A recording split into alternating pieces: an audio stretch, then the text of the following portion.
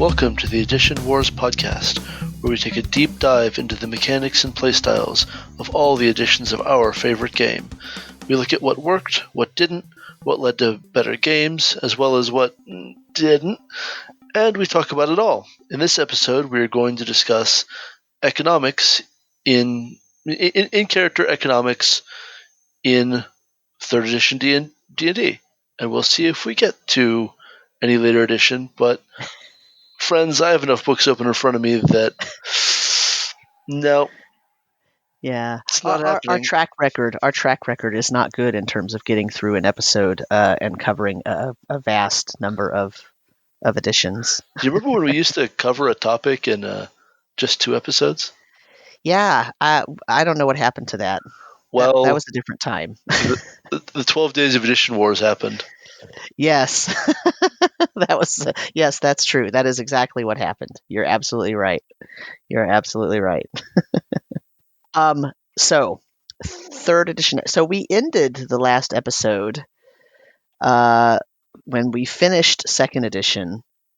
And so here's a question for you. Before we delve into anything with the books spread out in front of you, what do you think the biggest difference is between character economics in 2nd edition and 3rd edition?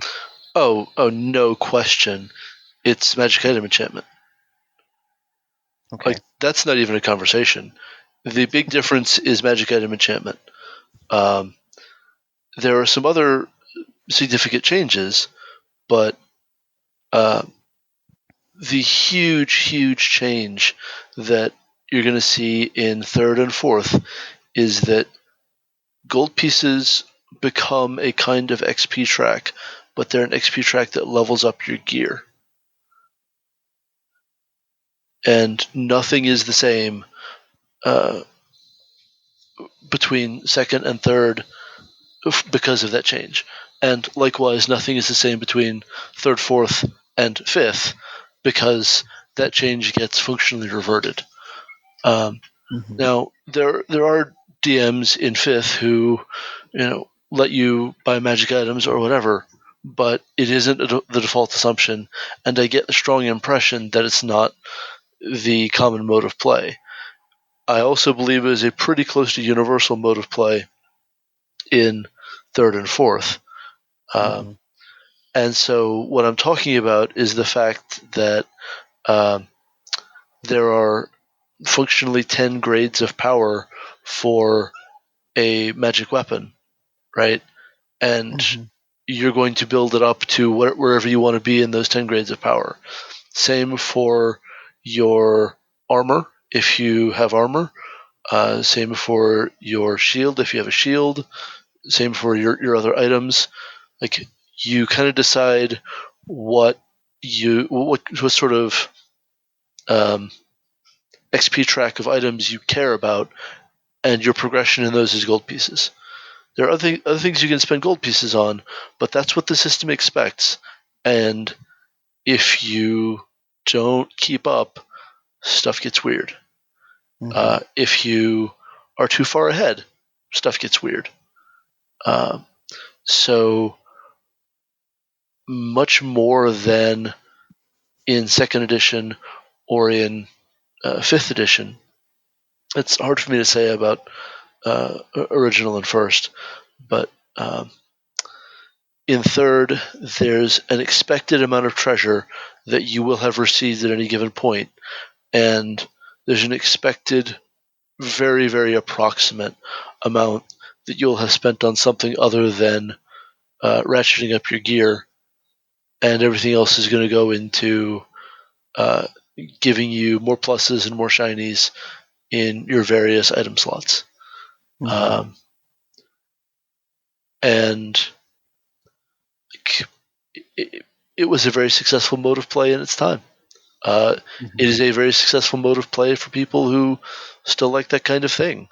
And certainly 3rd Ed still has its very strong adherence, enough so that it spun off a whole successful game that's now in its 2nd edition. right? Right. Um, and that dynamic of loot improves your gear in a very knowable, concrete way is it's a very strong like design choice, and trying to get around it is going to make weird things happen. Um, Mm-hmm. it is so much the center of the economy of third ed, though. Um, but it's not the whole of the deal, and so I do want to go through this in detail.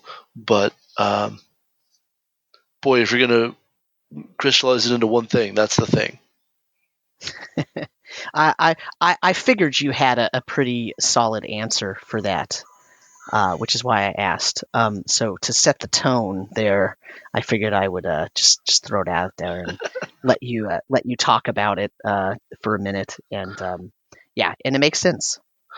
Well, So and a huge part of third ed is putting the levers of improving gear into the player's hands, right? hmm Um, spellcasters don't have to spend feats on magic item creation, but they certainly can, and it hmm does make a significant difference in a lot of different things in how the party is going to advance. Um, and there's a lot of nuanced complexity that comes along there that is honestly still beyond the scope of doing all of third in a single podcast, um, hmm just for one use case of the kind of nuance I'm talking about.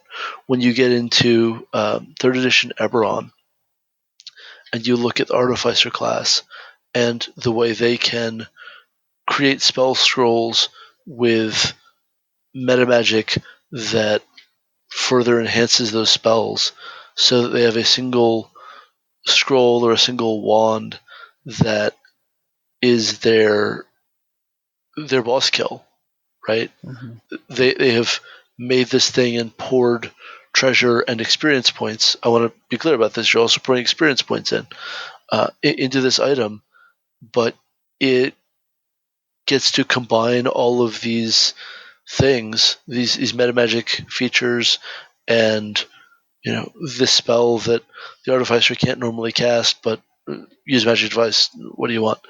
Um, into a whammy, right? Um, yeah.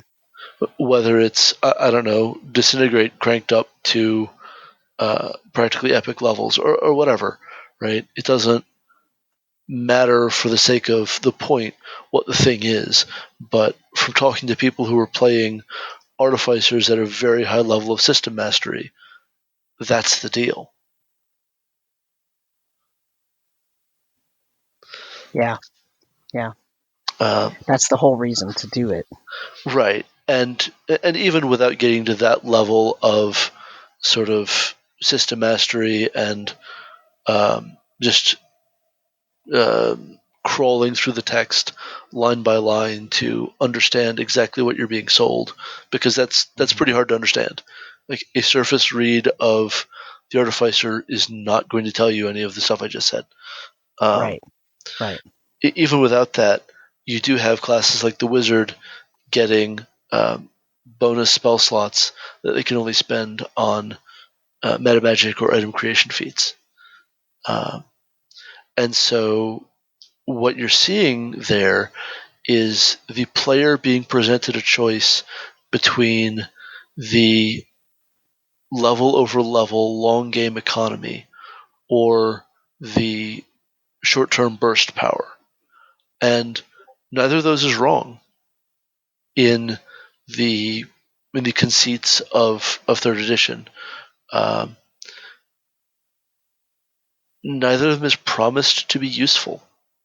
hmm They might be useful, but you really, really notice with third edition design from the lofty perspective of 2020 anyway, um, how many choices you're asked to make fairly blind on the assumption that you having chosen it, the DM will create room for it. And my experience leads me to question how accurate that really is at the table. I think I've talked about this before, but my feat selection experience in third ed really, really emphasizes buyer's remorse. A sense that I should have picked something else, and it's much too late now because there's no respend mechanic. Right. Anyway, so, and that that actually is the frustration of a new, because I didn't play third edition for the longest time. I didn't play third edition until very late in the cycle, and by the time I had played it, there were so many books out already, and there were so many players that were experts. And because third edition rewards system mastery so much, it was overwhelming to me. And I had the bad habit of, maybe it's not a bad habit, I had the misfortune of not being able to judge feats very well because I had no experience with the game. I did not have the system mastery at first. I would say I never gained system mastery with third edition because I never played it enough to do so.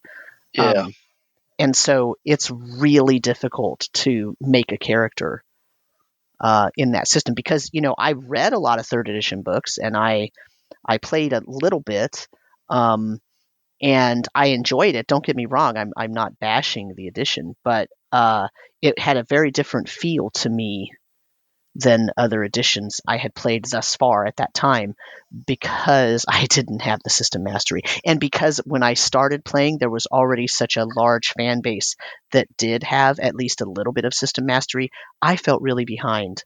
And when I would make those blunders of picking a feat that was, really bad idea, it was not a good learning experience. Let's put it that way. Yeah, I feel that. Because there's such a sense of expected wealth by level in third edition, and when I say there's a sense of it, I mean that there's a table for it. Not that I've somehow imagined this into existence. I mean to say that the game tells you here's how much wealth the PC should have at each level. We'll get to that in the DMG. Just stick with me for a second. But you have things that the players can do that should proactively generate money, and as a result, let them advance their position relative to the wealth curve in some way. And things get weird if that happens. Some of the easy ones aren't going to really blow the curve very much at any level where it matters. I'm thinking of like using perform to bring in money. Guys, it's fine. You're talking about pocket change here. To really blow the curve, you need to start messing around with magic item creation and then selling the magic item at something that is a profit relative to gold.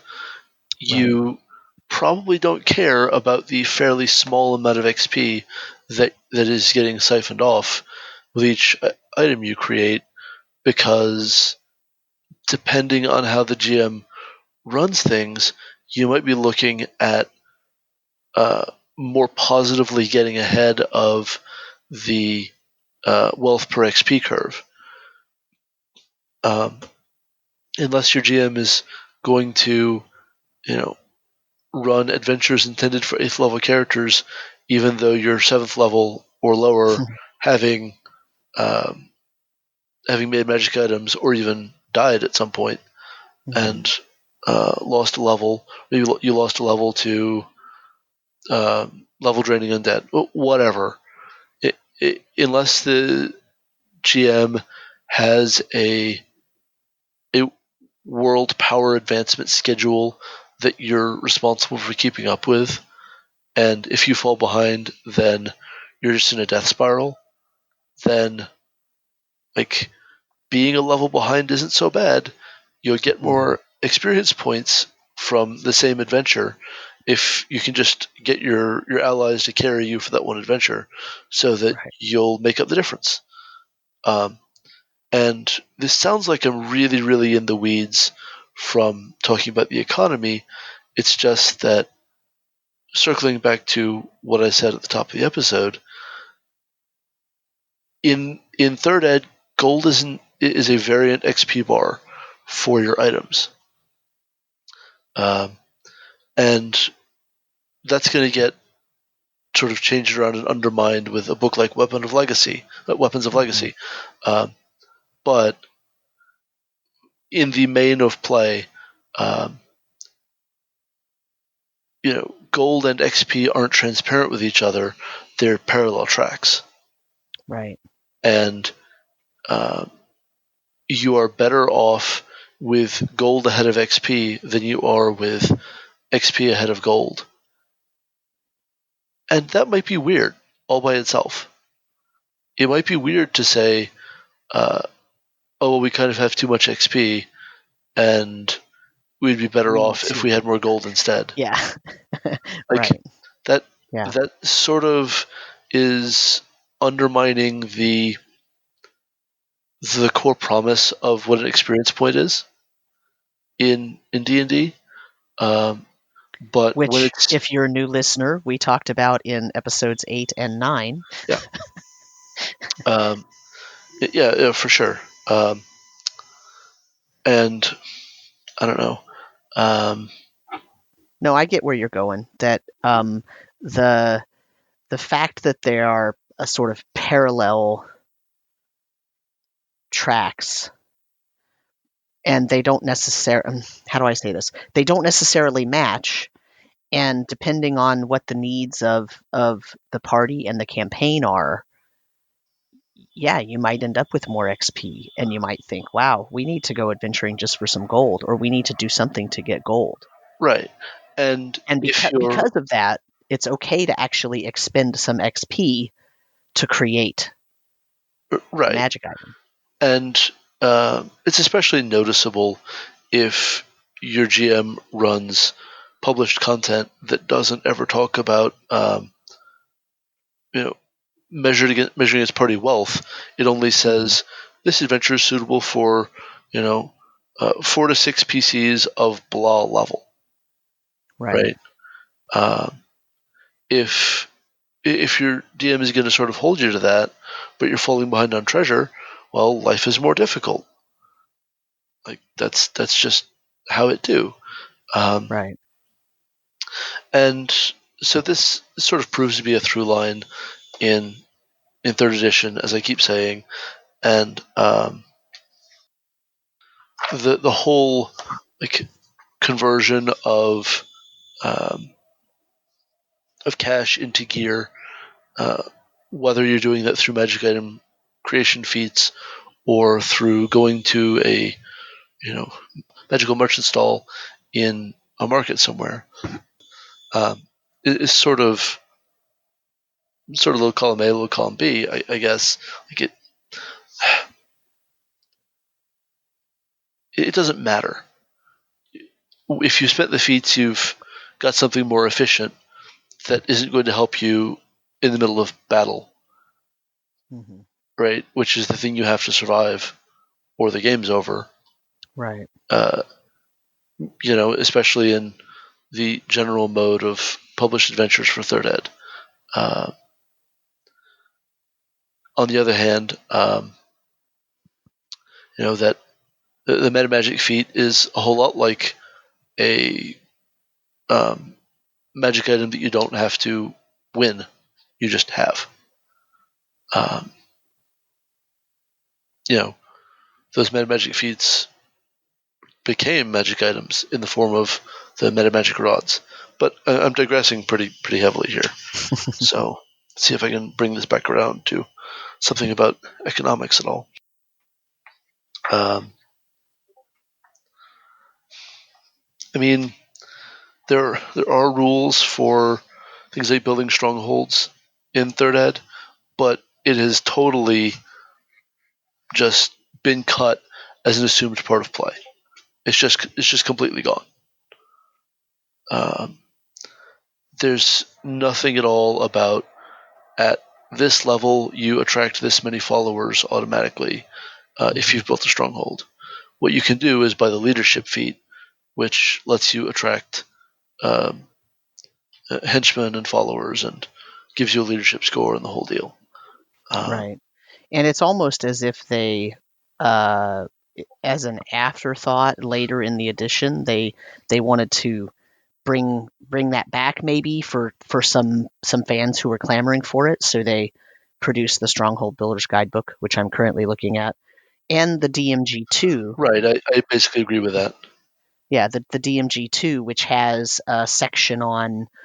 Let me look. I was just looking at it.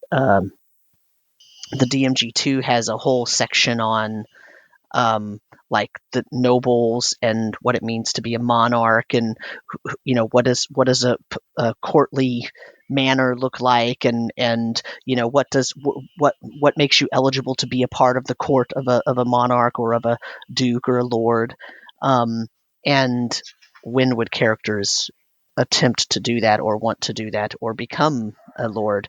But once again, that's the DMG2. That's Right. later in the edition, and the Stronghold Builder's Guide, it's later in the edition. So, yeah. So I'm going to the treasure section of the DMG, where you really see a lot of the exact kind of stuff that I'm talking about. Table 3.3 is about as on the nose as it comes, and oh my gosh, does this just affect play so much. It becomes such an integral part of play. So table 3.3 is treasure values per encounter.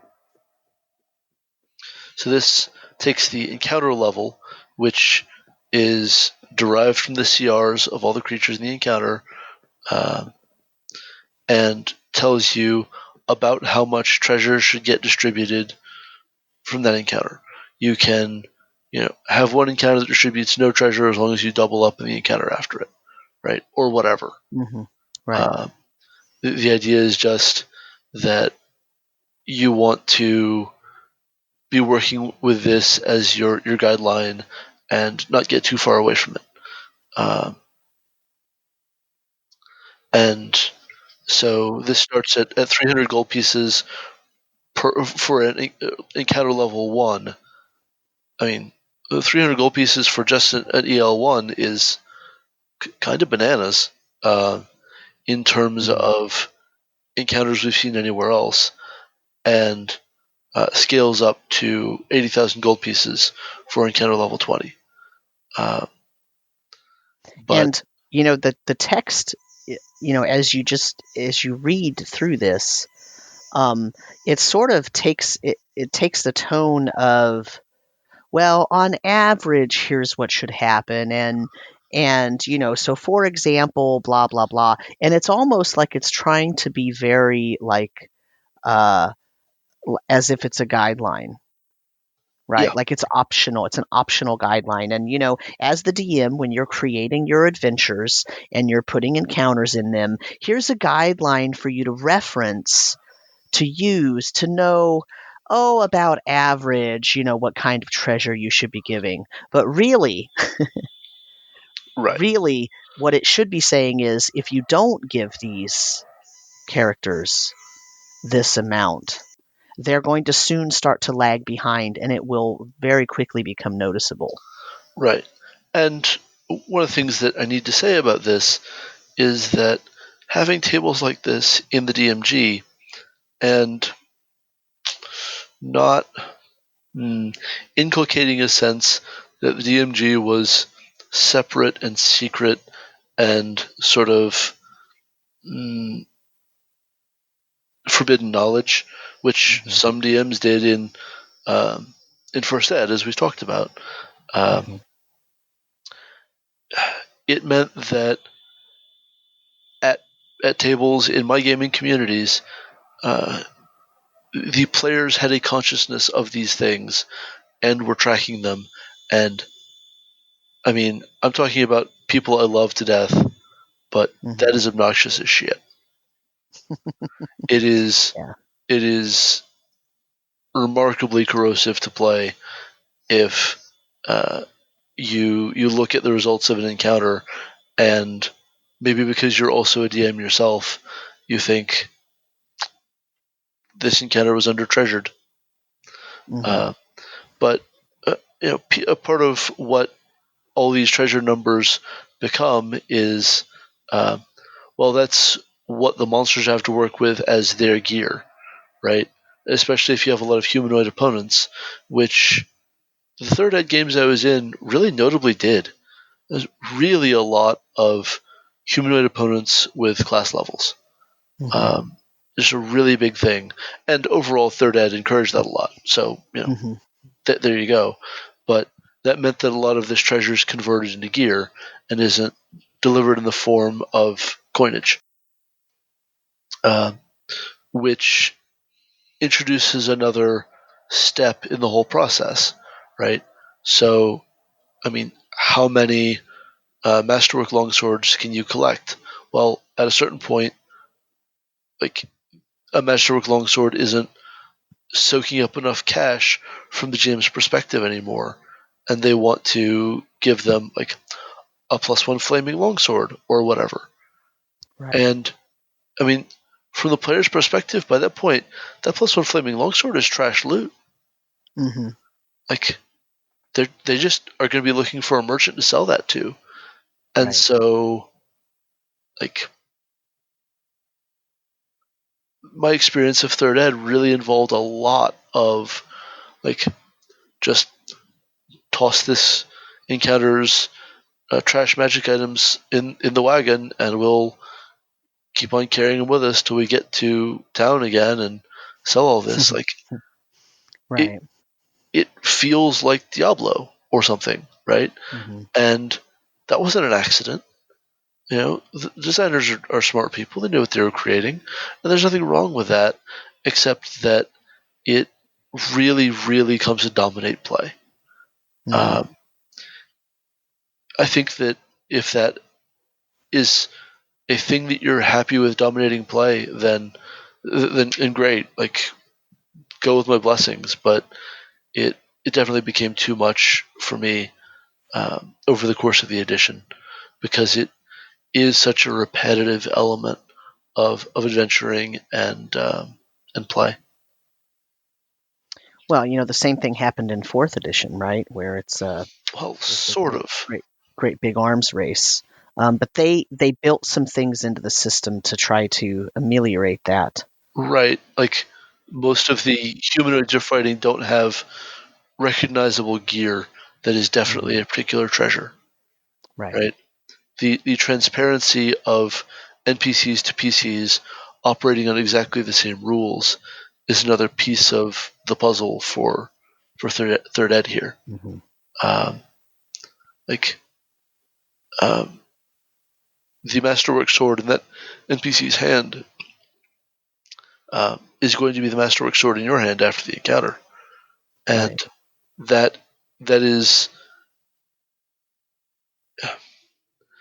it's a fully real object within the game, as opposed to um, the sense in fourth of, well, this creature had a sword. Was it loot? Was it worth taking? We don't necessarily find that out until all is said and done. It might not be reflected in its actual game function if the GM Right. didn't think about it beforehand, Hmm.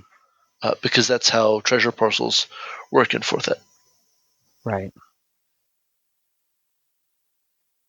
But the issue of, okay, I found this giant, treasure hoard, and it's got all this really cool treasure, except that would have been cool 2 levels ago.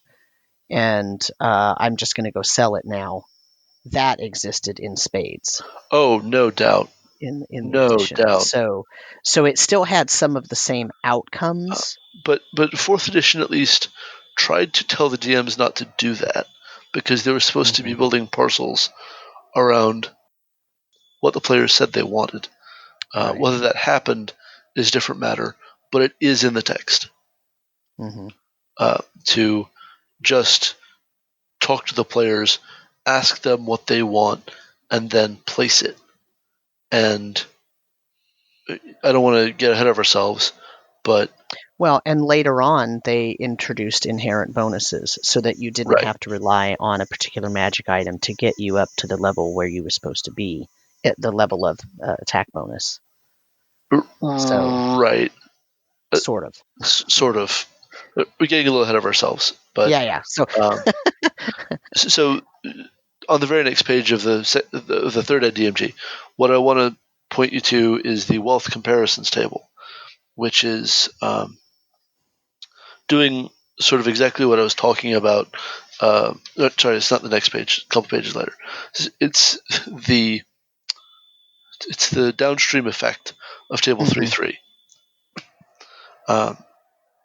It's telling you, expected wealth gain, treasure from encounters, and treasure per character over the course of a level. right. And, if you add it all up, along with the number of encounters you're expected to undergo for that level, then you see how much the character is expected to spend on miscellanea, as opposed to expected to keep for gear improvement. And the table is very odd looking because of things like rounding after division. Yeah. Like the first level treasure from encounters is 3,999 gold pieces. Why that? Well, because division, guys. That's why.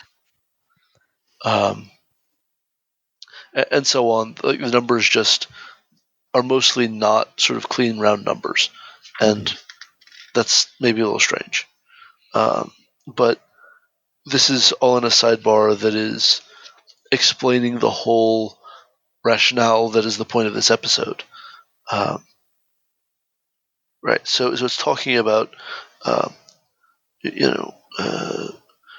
this is intended to generate enough treasure to keep characters abreast of the wealth figures described in Table 5.1. So, right, they have a target wealth, and you need to adhere to it, or upon your head be it. Right? And like as you go through these paragraphs, I kind of want to read this.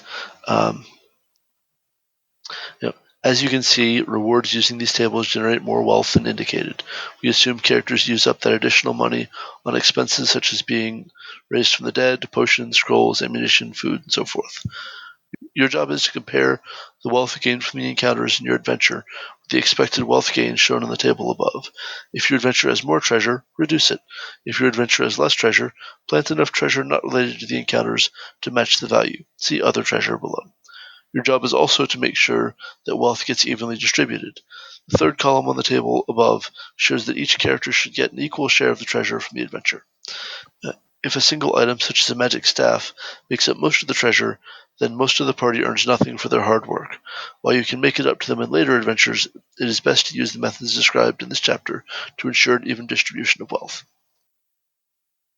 And then when you go to page 135, that's where table 5-1 is. Thank you very much. It has this to say. It says, one of the ways in which you can maintain measurable control on PC power is by strictly monitoring their wealth, including their magic items. Table 5-1, character wealth by level, is based on average treasures found in average encounters compared with the experience points earned in those encounters. Using that information, you can determine how much wealth a character should have based on her level. The baseline campaign for the D&D game uses this wealth by level guideline as a basis for balance in adventures. No adventure meant for 7th level characters, for example, will require or assume that the party possesses a magic item that costs 20,000 gold pieces. Which, look, I mean, all of this sounds reasonable, right? When you read it like this, it says, okay, it's this is the first really this is the first attempt at a really balanced edition that balanced the character. I'm not saying it succeeded in all ways, but it attempted to balance PC power and keep everyone on a certain trajectory. Right. And give the DM tools to make sure that everyone was on that certain trajectory. Now, they failed in other ways, so it didn't quite work out. But it's an attempt. And when you read it just on face value, it sounds very reasonable. But here's what I have to say about that. I could say the same thing about feats that I chose as a player with no system mastery yet. Yep. I made bad choices because reading those things sounded frickin' reasonable too, right? Sure. And Sam, so, did you buy toughness? Oh, I'm so sorry. I don't know what you're talking about. Uh-huh. But you know what I mean? Like it reads well, and you can tell where they're coming from and what the intent is and what the expected sort of way to use this is. But the problem is that it starts falling apart in the campaign because of the issues that you've already raised. Yep. And so, like, if that kind of guideline and such is the kind of fun you want to have, then that's great. Like, again, it just stopped working for me, Mm-hmm. because it made the treasure not feel like treasure. It made it feel like keeping up with the Joneses, where the game is the Joneses. Mm-hmm. If you see what I mean. Yep. But So before we sort of move on with that thought, can Yeah. I read the next paragraph of this? by all means. It's about players and players having, or PCs having, too much power. It says power can get out of hand. Power corrupts. PCs may do things that show their arrogance or their contempt for those below them as they advance in power. A 10th level fighter may feel that he no longer has to treat the Duke with respect, since he can single-handedly defeat all of the Duke's soldiers. A powerful wizard might feel so unstoppable that she wantonly tosses around fireballs in the middle of town. While it's fine for PCs to enjoy their abilities as they advance in level, and then a parenthetical comment, that's the whole point, which, ding, ding, ding, like here they are telling you what the point of the game is, but we'll get back to that. It says, while they might enjoy, it's fine for them to enjoy their abilities as they advance in level, they shouldn't be allowed to do whatever they wish. Even high-level characters shouldn't run about completely unchecked. Players should always remember one thing. There's always someone more powerful. You should set up your world with the idea that the PCs, while they are special, are not unique. Other characters, many of them quite powerful, have come along before the PCs, and then it keeps going on.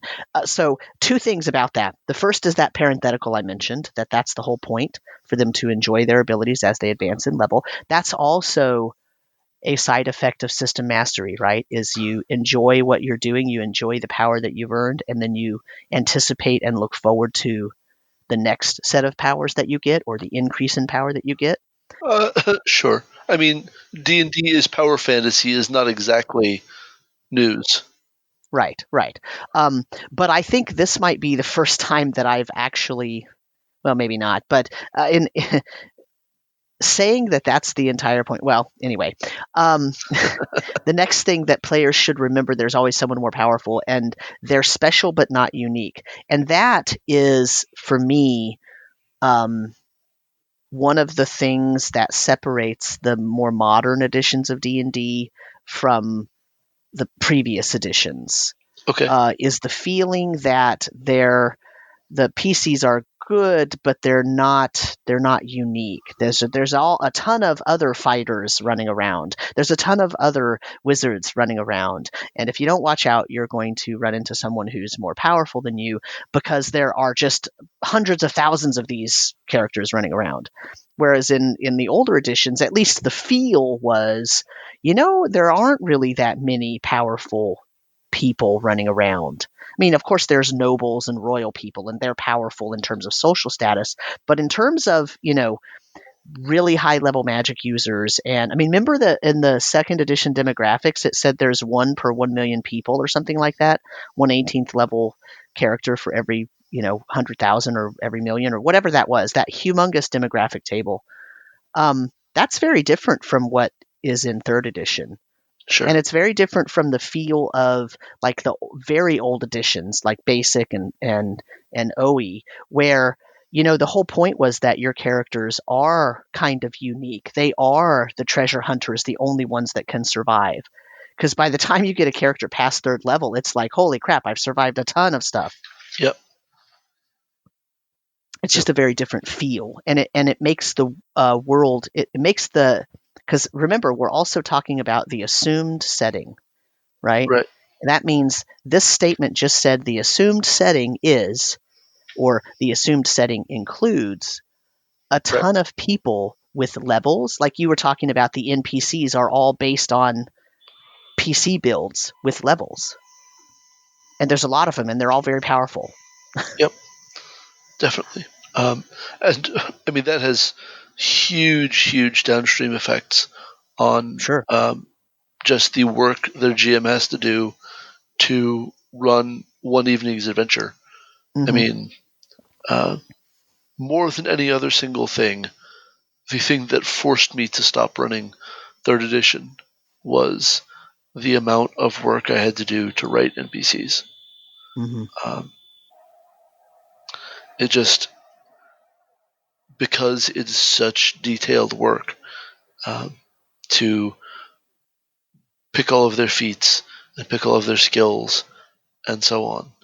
And Yeah. spending all of these skill points, like, it's an enormous amount of work, and the system did essentially nothing to simplify it. That's just life in third ed, and um, I may have talked about this before, but you start to see some especially strange variations on that in some of the published stuff in Dungeon Magazine Mm-hmm. that Paizo was operating at the time.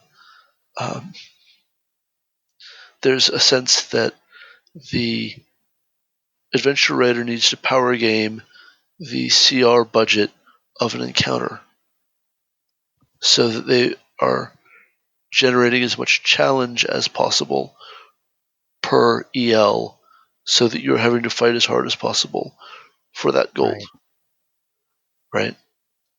right? And that's just a weird idea. It's a weird idea. But it's the precursor to the set piece encounter, Sure, right? The sure, set piece encounter design that they used in fourth edition. That's the precursor to that. It's the the the end point of the evolution of that style. That yeah, every encounter should be a challenge.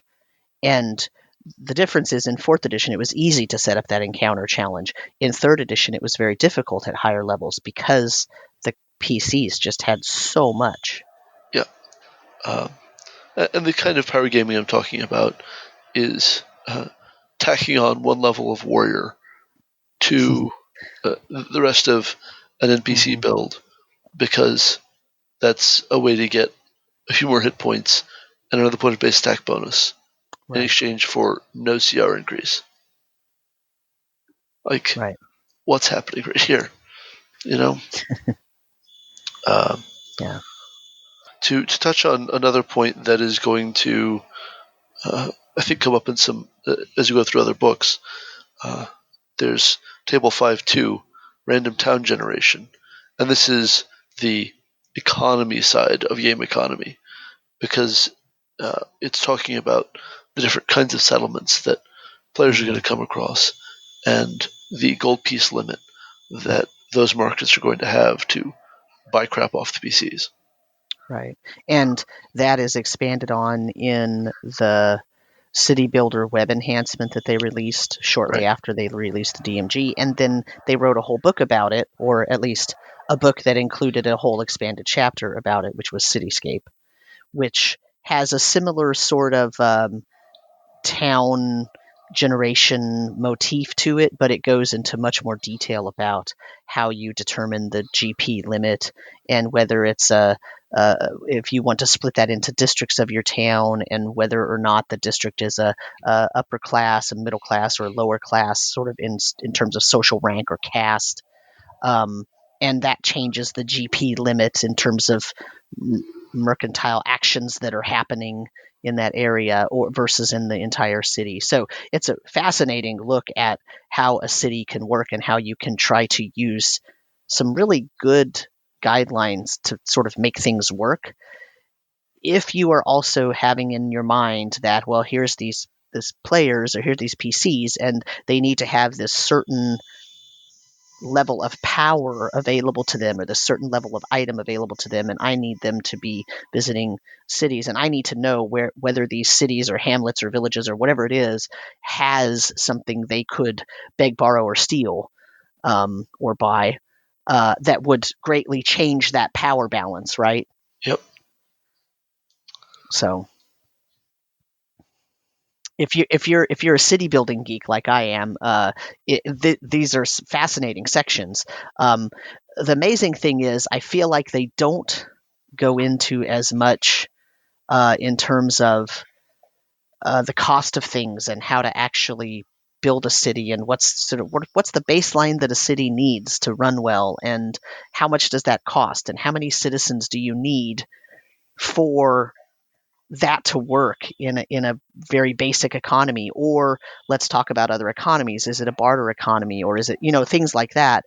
It doesn't really go into those things very much. And I feel like, that when we talked about basic, and with the companion set where it talked about building your stronghold, it actually talked about that type of thing too. It talked about what you needed to do to maintain everything. And this doesn't really do that. Cityscape might. I'll have to flip that book open and look at it for a minute. But in this book, the Dungeon Master's Guide, it doesn't really go that much in depth for that. Right. So I think the last thing I really think we ought to cover in any level of depth in the DMG is just a quick overview of that that magic item progression with gold piece cost, that whole situation. And so this is just all these magic items, and they've got their base cost advancement schemes that vary by type of item. So armor and shields advance at 1,000, 4,000, 9,000, 16,000. If those sound like, squares times 1,000, then congratulations, you took a little bit of math. And then you see the same thing, but also times 2 for weapons. So, right, 2,000, 8,000, 18,000, 32,000, 50,000, 72,000, 98,000, 128,000, 162,000, 200,000. I mean, these are all sort of getting compared against the expected wealth tables, and then you've got to understand that customizing your magic items to do the right thing for the rest of what you've got going on is just another area of system mastery. And I think I've talked about this before when you're talking about weapon specialization in the 12 Days Edition Wars, but it creates a situation where if you've poured a bunch of money into making your magic weapon really cool, like let's say you received it as loot when it was a +1 greatsword, and then you cranked. I'm gonna just use nice round numbers here, but maybe you cranked 16,000 gold pieces into it to make it a +3 equivalent item, which means it's +1 and flaming and whatever. But um, you've cranked a bunch of stuff into it. Like, it's now that much harder for the DM to reward you with a new weapon, and it's sort of it means there's going to be more loot that doesn't feel like loot for you.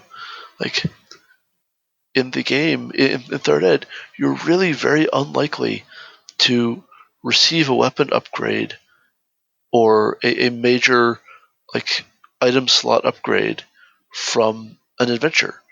After a certain point, you're very much more likely to be steadily pouring money into it by means of either a PC or NPC enchanter, um, who is, you know, your catalyst for moving your item up its advancement track.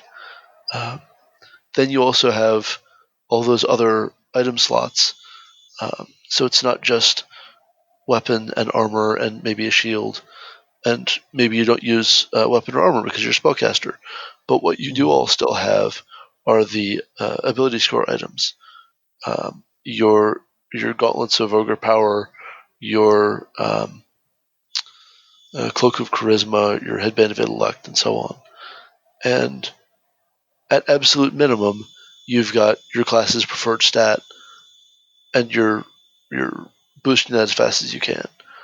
And the fact that these all go in different item slots is itself this really weird, obscure area of class balance.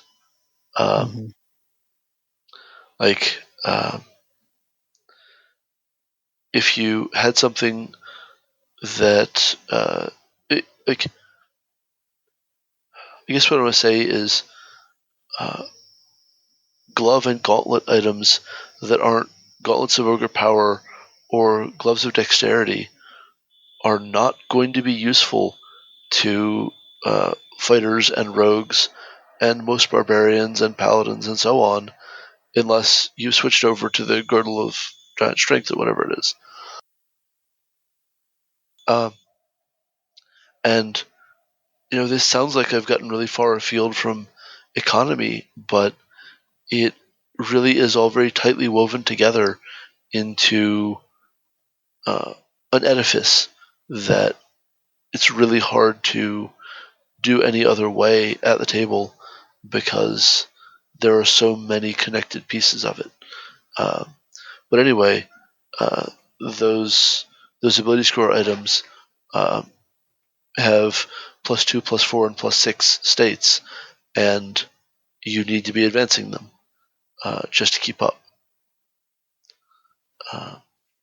It's another just really big part of play, and the fact that spellcasters don't have a weapon equivalent item, and a lot of spellcasters don't have an armor equivalent item, just means that things are really super different for them, and their whole expectations of play and the items they're going to care about are really, really different, and might come in a less progressive way and much more a sort of single burst of item, if you will. Uh, but and man, I realize I've been hammering on this for ever and ever now. But another of the weird things about the economy of third edition that winds up really mattering is that natural healing is so slow because the game knows that you're just going to go out and buy a wand of cure light wounds. and you're going to use that to heal up to full between encounters. And so now, because you can know the value of one charge and a wand of Cure Light Wounds, well, like, now you have some idea of the dead minimum budget that you need to bring in just to keep adventuring, because you have a cost for adventuring now. Right. Or sure, you could do that with spells. Don't do that. Use the wand. Save your spells for something like better. And using your spells during combat is great, but if you've got the time, after about first level, it is just better in every possible way to be using a wand to maintain your hit points. And so that's another part of the game's economy that is something you don't maybe recognize until you do have some system mastery under your belt. And once you pick up on that trick, it really changes your experience of the game, and I hesitate to say for the better. So like the throughput here on the DMG is that, again, it's all incredibly tightly interlinked into a coherent experience that isn't necessarily like going to be everyone's favorite experience, and it's one where the mechanics and gameplay are really just leaving the narrative behind. The narrative of money and treasure is substantially eroded, and the economy of this adventuring work is very much in the forefront, without sort of necessarily feeling grounded. I don't know if maybe ground is not the word I mean. It is so much about, well, magic is part of your everyday life as an adventure. So I get what you're saying, and that's true of the DMG, of the core books, right? And of the way that the game ends up playing out because of that magic item progression thing. But I think it was realized later, and so they tried to introduce new supplements that provided opportunities to do other things with your money, Right. like the Stronghold Builder's Guidebook. Yeah. So let's talk about the Stronghold Builder's Guidebook for a second. Yeah, for sure.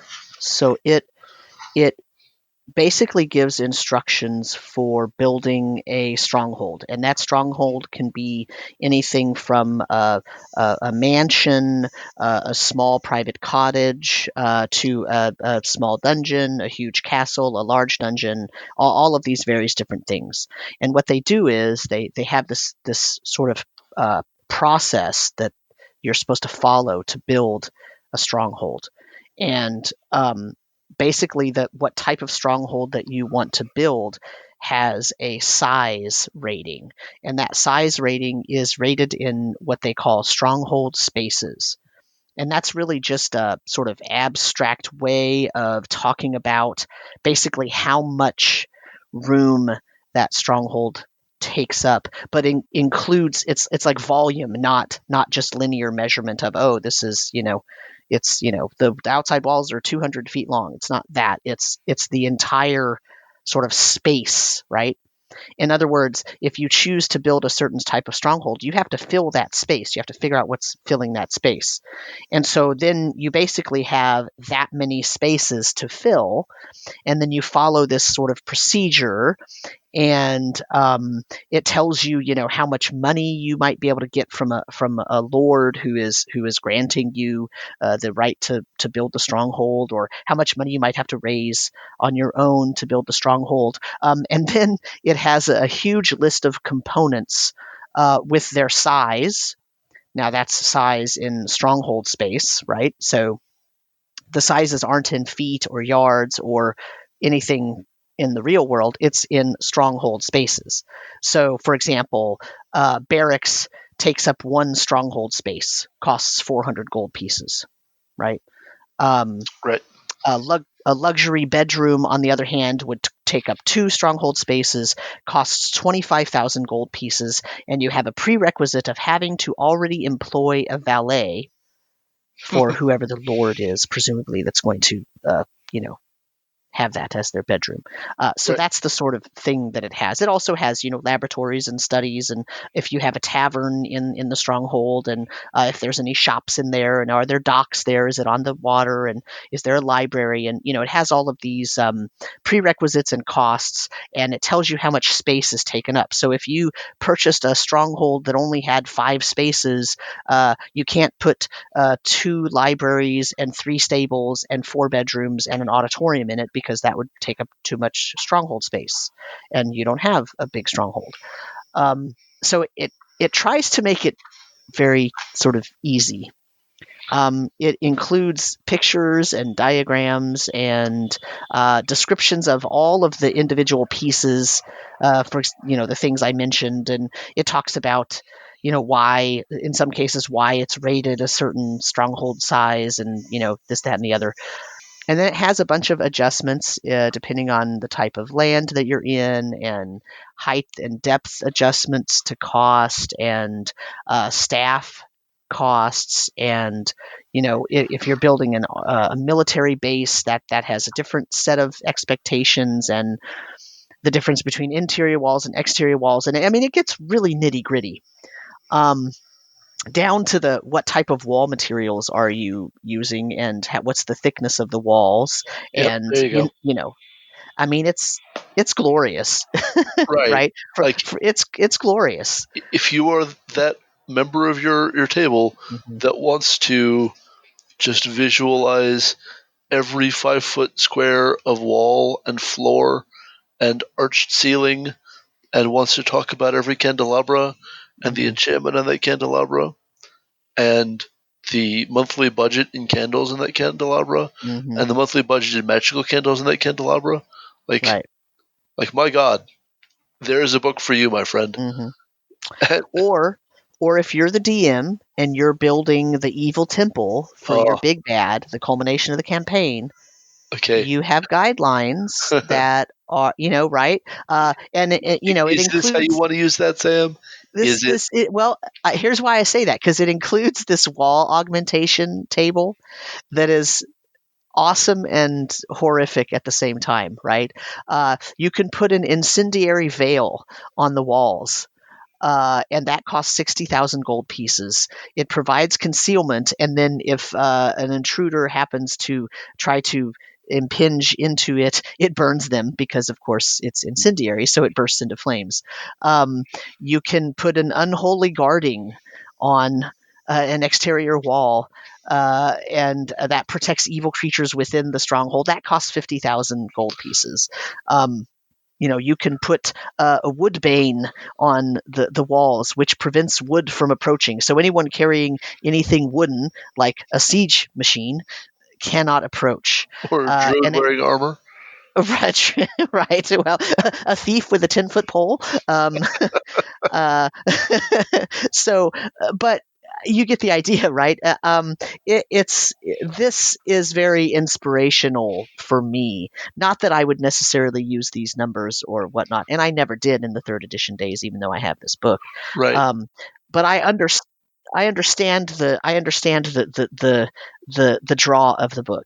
So the other danger of the book is the PCs saying, you know what, we only got our wealth by level allotted amount of treasure out of this stupid dungeon. You know what we're going to do? We're going to take it over. No, we're going to strip mine this. Oh, yes, you could do that too. And if you just remove all the secret doors and sell them, they're worth 300 gold pieces a piece. Well, I mean, that incendiary wall, it's incendiary curtain, right? That sucker is priced to move.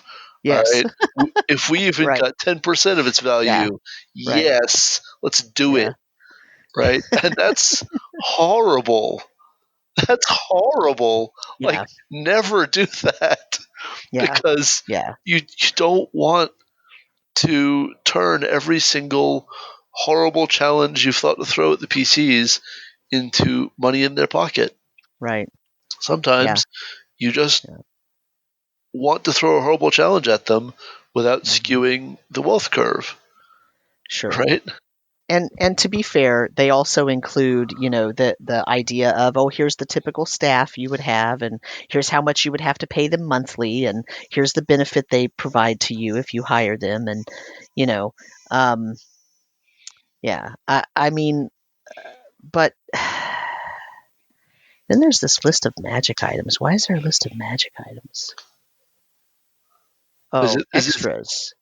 Yeah, Extras differ from components in that they don't take up stronghold spaces there and we they go. don't represent a mandatory or assumed element of the stronghold. So it's Right. basically some magic item fodder to put in there. Well, and there's Um, so many magic items that are simply non-portable, cool mhm. stuff, right? And don't get me Yeah. wrong, some of them are amazing. Like there's the oh, what is it, sarcophagus of resurrection? That sounds exactly like something out of Stargate, and I am so here for it, Right. right? Well, Um, here's the thing. On this list is the Well of Many Worlds. all right, now Yeah. we're So talking. yeah, by the way, it cost 82,000 gold pieces. You can have it and a robe of eyes and a staff of earth and stone and Nolzur's marvelous pigments and mirror of life trapping for a mere, oh, and the Matic of the Titans for a mere 250,000 gold pieces. Can I get that with a 30-year fixed? 15 year. A 15-year fix? 15 What? year. Yes, yes. Mm, I'm not sure you're going to live that long. Sorry. well, you're right. I'm You not are going to an live that long. I you're, might as well go ahead and get an arm, right? What you the are an heck? adventurer. Well, You might not live that long. uh, I think I'm a villain in this story, Sam. Oh, are you the villain? I didn't realize. Sorry. But like, just being at a place um, of costing out the dungeon Hmm. is just this. I cannot but stare in shock. But I love the fact, like, a perverse part of my soul is completely enchanted with the idea of opening up uh, my box set of Ruins of Undermountain Hmm. and pricing out the levels Oh Lord. just to Oh, find out how much money Halaster oh, Blackcloak would have had to spend in third edition rules to right. build, let's say, just the first level of Undermountain because I'm a monster. Like, it, Oh, it would be so spectacularly much money. yeah. And like, I'm not going anywhere with that except that it's Right. a really funny exercise. Hmm. Um, you start counting up the square footage on that legendarily huge level 1 map. Like, And that level 1 map is the same level 1 map that they used. They used it in second edition. uh huh. They used it in the third edition Return to Undermountain book. Yes, it did. They used it in the fourth edition Undermountain book, and Uh they huh. used it in the fifth edition Undermountain book. They used a It's the small piece of same. it in Yes, but it's Mad Mage, yeah. but it's the same one.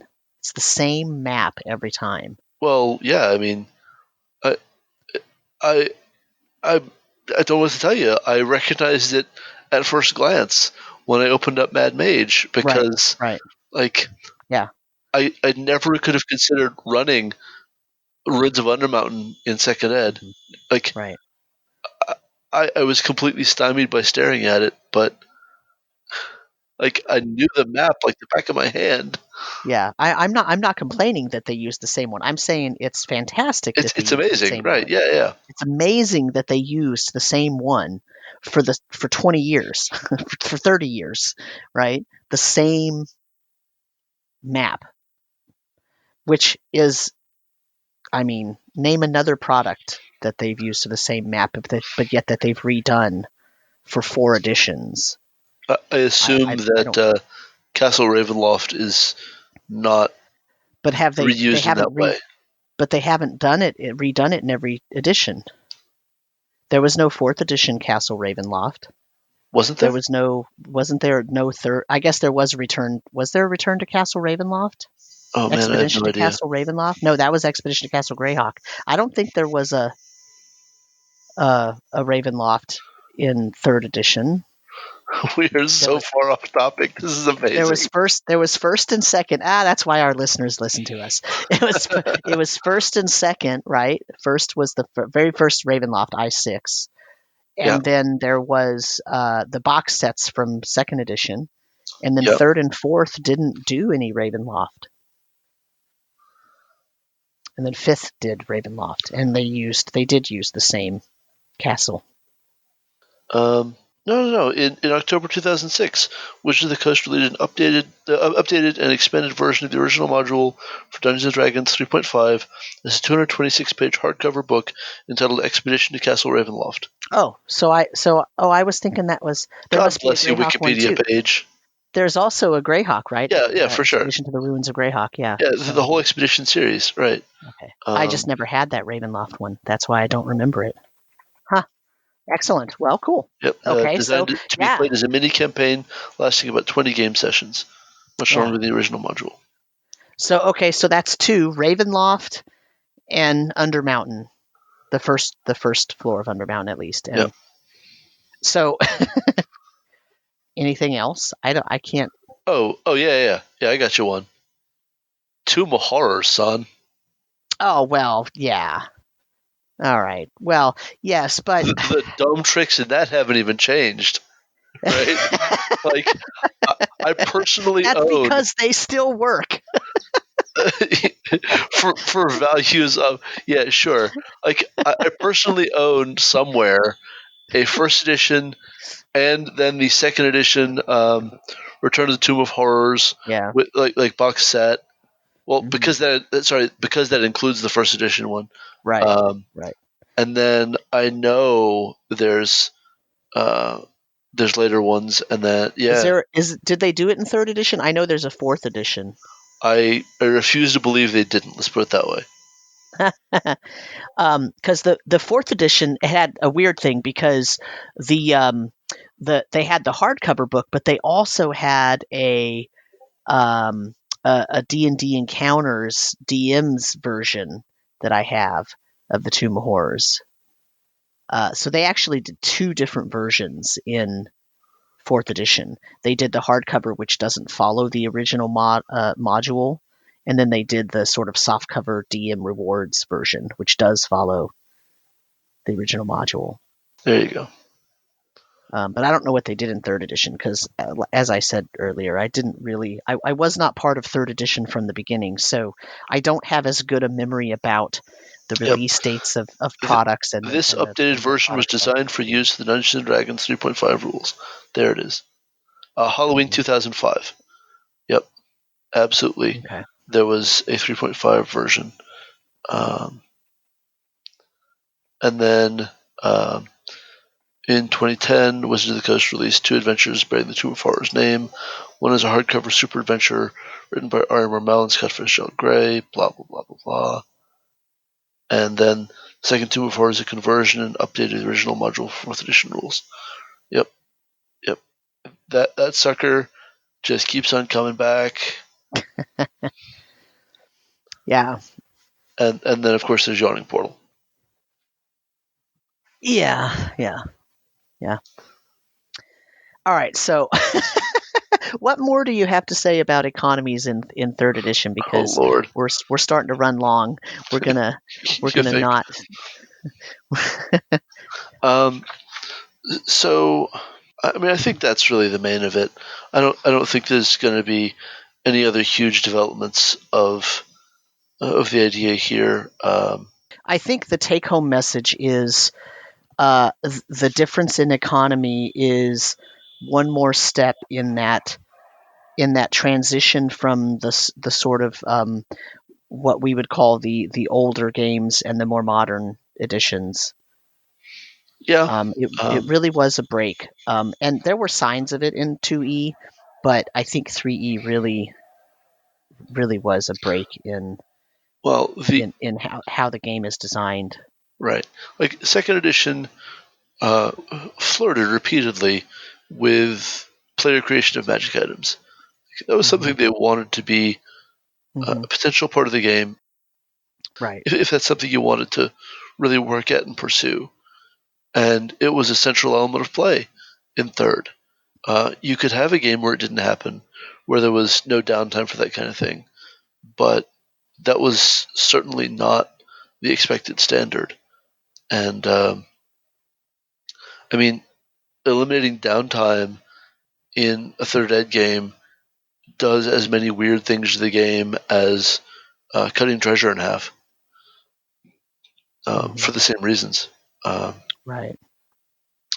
and um, so my takeaway is that the economy of third ed is this really tightly integrated thing, and um, a huge amount of game balance rests on its shoulders, more so than in second, certainly, and uh, to some degree more so even than in first.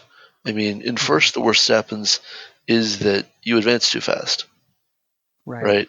But that has hard limits, such as you can't gain more than one level from a single adventure. Hmm. Right. So if I dump 500,000 gold on the party, well, they get their level, and then that's it. Hmm. Unless they find a way to lose that treasure and then re-seize it ad infinitum. Right. And God bless them, I guess. Who knows? Um, Well, that's one way to get them to chase a villain. That's for sure. right? And in third, like you, if you got a huge influx of gold and you poured it into your magic items, well, like you might have a bit of advantage for a good long while, and correcting that Hmm. might be really hard. And there are all these constraints on what it's okay to give out and when, and um, things got pretty wacky pretty fast if you played in games as I did, where the GM wanted to be actively generous with magic items. Um, Things got skewed and it got weird. You wouldn't think it would matter as much as it does, but here we are. Right. Um, so, so right. Like, just to recapitulate again, um, the economy is the game in third. Hmm. Um, there is no separation between the economy of third and the rest of gameplay. Um, it isn't just a piece of things. It's like gold pieces are as important to your character as experience points for the same reason, maybe more so. That's my takeaway. My final thought is I don't think that's going to happen again, even in fourth. I think that fourth is going to put bounds on it in different ways, such that even having fantastic amounts of wealth isn't quite as explosive as it can be in third. Um, okay. Well, I think that's a good place to stop then. I don't have as many thoughtful comments to make about third because I just didn't play it as much as I played other editions, and I wasn't there at the beginning, so I didn't develop enough mastery to really see the problems, or maybe problems is too strong a word, but to really see that as the driving force of the game because I just never played as much. Yeah, So, yeah, yeah. yeah, excellent. All right. Well, with that, I think we will say goodbye and stay tuned for the next episode, which will be about the economies in fourth edition. And I think that's going to be short enough, crossing my fingers, to get us to fifth edition as well. I think we can probably do it, I think so too. All especially right. if we stay on task and don't do 20 minutes on Tomb of Horrors. Whatever. Good Dude, day, we know it's everyone. not going to happen. Whatever. It's fine.